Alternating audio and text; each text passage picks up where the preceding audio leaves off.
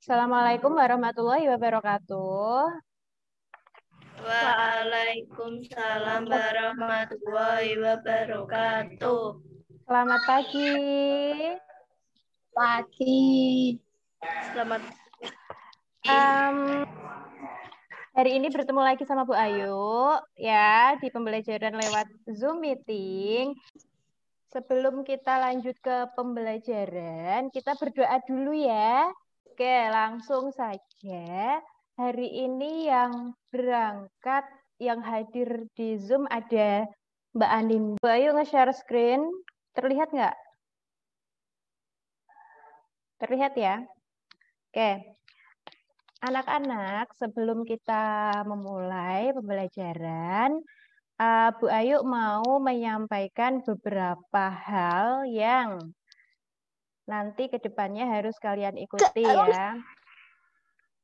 Di sini kita akan belajar di kelas 5, tema 8, subtema 1, pembelajaran 2.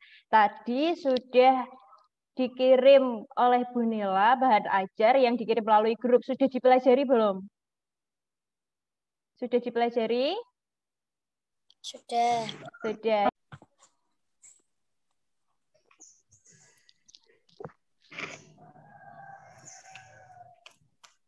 Oke. Hari ini di tema 8, subtema untuk tujuan pembelajarannya, Bu Ayu sampaikan yang pertama, mengemukakan macam-macam tangga nada yang terdapat pada sebuah lagu dengan benar. Yang kedua, menganalisis tahap-tahap dalam siklus air. Dan yang ketiga, menyimpulkan peristiwa yang terdapat pada bacaan non-fiksi dengan bahasa kalian sendiri dengan baik. Oke, di sini Bu Ayu ada video lagu air terjun. Tadi sudah dilihat di bahan ajar ya, itu ada air terjun. Ini coba Bu Ayu putar. Tadi judul lagunya adalah air terjun. Kemudian yang menciptakan siapa? Siapa yang menciptakan tadi? Di situ ada siklus air. Siklus air itu ada proses transpirasi, ada proses evaporasi ya. Nah, jadi dengarkan anak-anak, air yang kalian dapat dari dalam tanah atau air tanah itu berasal dari air laut. Air laut mengalami penguapan, proses penguapan atau evaporasi. Dari proses evaporasi ini air laut kan naik menguap menjadi awan ya. Dari awan itu tadi yang sudah menyimpan air hasil dari penguapan proses evaporasi dari air laut, kemudian turun hujan ya, awan turun hujan karena terkena sinar matahari ya. Kemudian dari menampung uap air. Nah, makanya ada proses presipitasi atau pengendapan, di mana dari proses pengendapan ini kemudian dari awan turun, airnya dari awan itu turun dalam bentuk titik-titik air atau hujan. Ini namanya sebut kondensasi atau pengembunan. Ini bisa sambil dicatat ya anak-anak ya, tapi tadi juga sudah ada di bahan ajar. Nanti bisa dicatat melalui. Nah, sekarang coba Mas Wildanu dibaca Mas.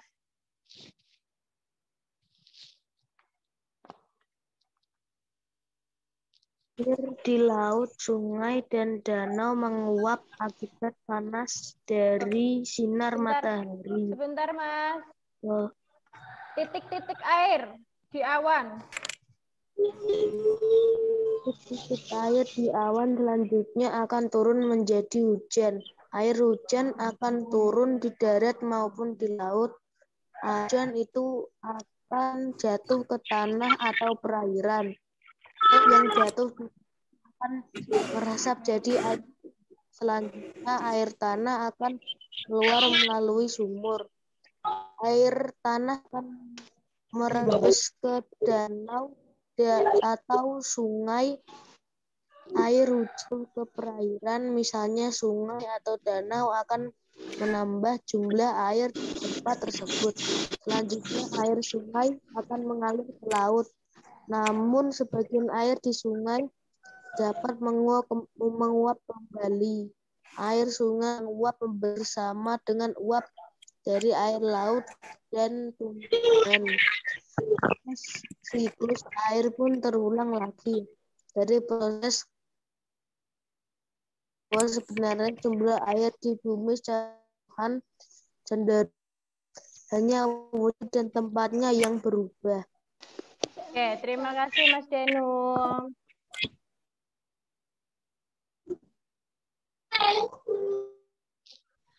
Jadi anak-anak, Bu Ayu sekarang minta untuk Mas Tama hadir. Bisa dinyalakan kameranya Mas Tama.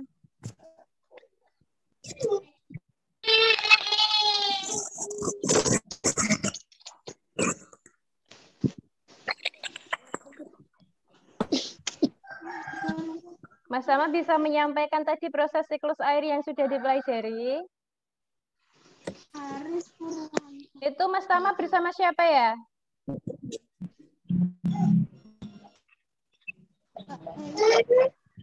Bintara. Mikrofonnya bisa dinyalakan, Mas? Mikrofonnya bisa dinyalakan dulu.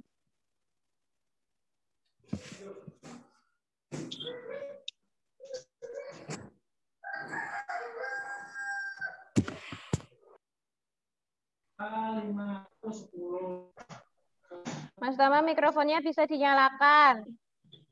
Di sini siapa yang mau menyampaikan proses siklus air tadi yang sudah dipelajari?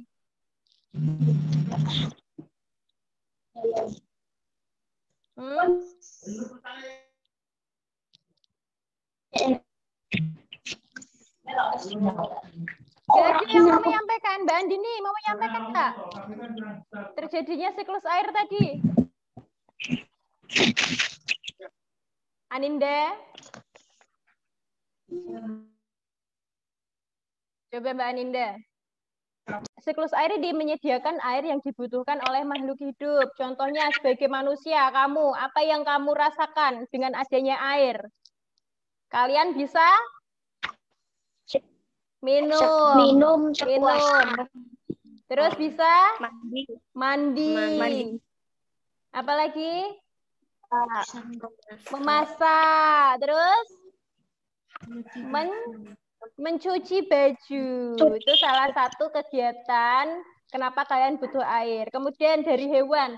Hewan kenapa hewan butuh air? Hewan butuh air untuk minum. Dan juga untuk mandi. Hewan nggak mencuci baju ya. Kemudian untuk tumbuhan. Tumbuhan membutuhkan air atau tidak? Membutuhkan. Untuk apa? Untuk apa? Untuk biar tumbuh. Untuk proses fotosintesis.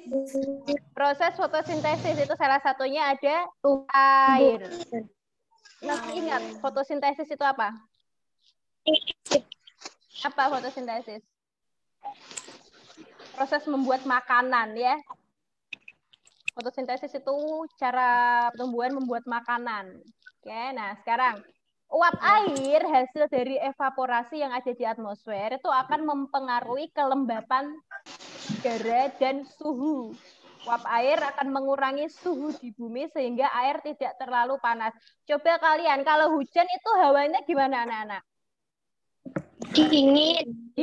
Nah, itu salah satu kelembaban atau suhu yang berubah, yang tadinya panas karena adanya siklus air yaitu hujan, jadinya udara yang ada di bumi itu sedikit lembab dan suhunya juga berubah menurun ya, dari suhu yang panas sedikit menurun. Kemudian air yang turun sebagai hujan itu menghasilkan air tawar yang dibutuhkan. Nah, ini tadi air yang sebelumnya dari air laut rasanya apa? Asin. Air laut yang asin tadi kan naik ke atas, penguapan, menguap jadi awan, kemudian turun hujan. Nah, hujan itu yang turun ke bumi itu airnya rasanya tawar. Nah, ini yang baru bisa dipakai oleh makhluk hidup. Kemudian banyaknya curah hujan yang turun juga dipengaruhi oleh banyaknya air yang mengalami penguapan dalam siklus air. Ini bisa dinamakan ada musim penghujan, ada musim kemarau. Pengaruhnya di situ. Nih Bu Ayu ada video lagi. Kalian Bu Ayu skip-skip aja ya. Amati.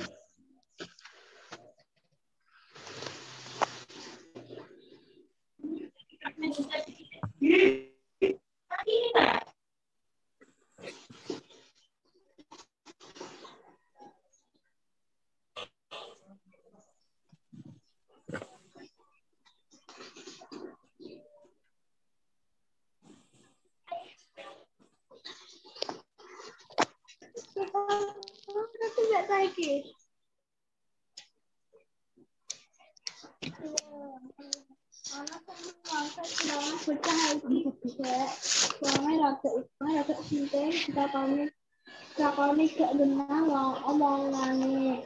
Iki wonge neng desa mrisen kecamatan Wonosalam Demak. Jadi wanita nang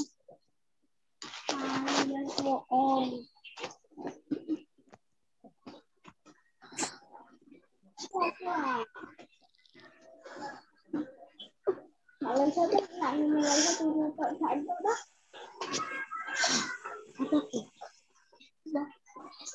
Nah, bisa banget nih. Diperhatikan ini prosesnya.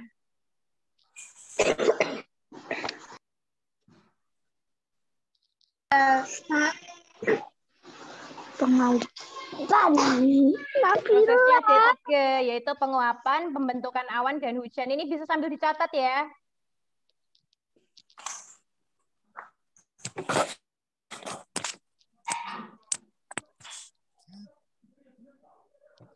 Ini penguapan, evaporasi.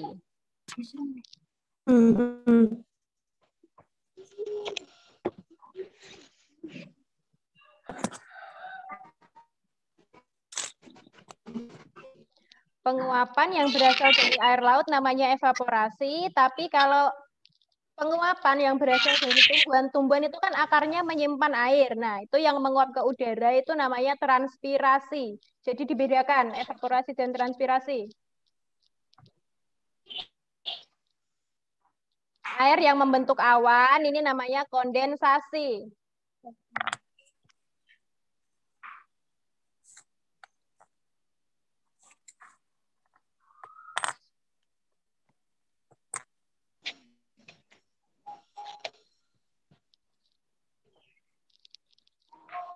Hujan yang turun itu namanya presipitasi.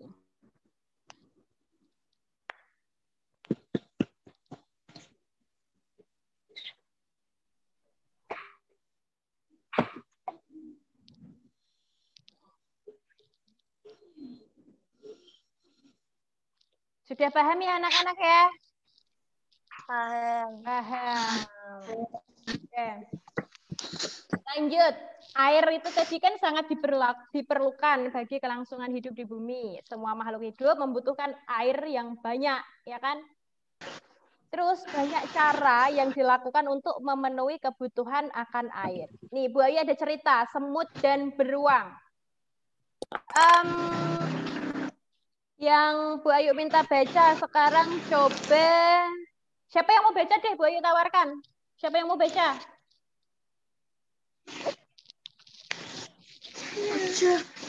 Siapa? Andini? Andini lagi?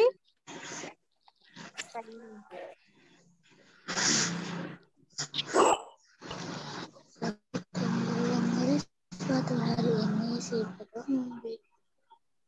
Itu suaranya siapa ya? Suaranya siapa? Nina baca Nina.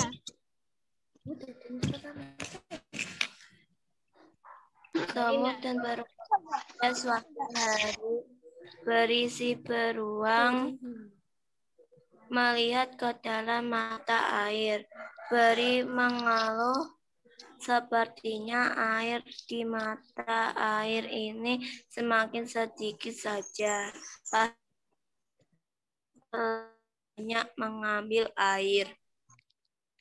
Beri selalu kepala melihat ke tanah dengan teliti. Ikan melihat seekor semut hitam berjalan membawa guci mengil di pundak. Berhenti semut, menginjaknya. Aku tak akan membiarkanmu mengambil sumber airku lagi. Kamu sudah terlalu banyak mengambil air. Berhenti atau kucakar kau. Ancam beruang. Oke, terima kasih Mbak Nina. Bu Ayu lanjutkan ya. Tadi semut hitam kecil itu tidak memperhatikan teriakan Beri. Ia merangkak ke bawah beberapa helai daun kering. Ia terus berjalan menuju sumber mata air. Beri mencakar dan mengendus daun-daun sambil berteriak. Tak ada gunanya sembunyi, aku bisa menemukanmu. Semut-semut hitam berteriak dari arah belakang Beri. Kenapa kamu pelit sekali? Bayi-bayi semut di lembah semut sangat kehausan. Air di mata air ini kan masih banyak sekali. Bahkan masih cukup untuk 1000 rusa. Kalian amati ya. Kemudian kalian amati ceritanya ini. Secara singkat, dari cerita semut dan beruang ini membahas tentang apa anak-anak? Membahas tentang air, ketersediaan air ya, ketersediaan air di bumi. Nih.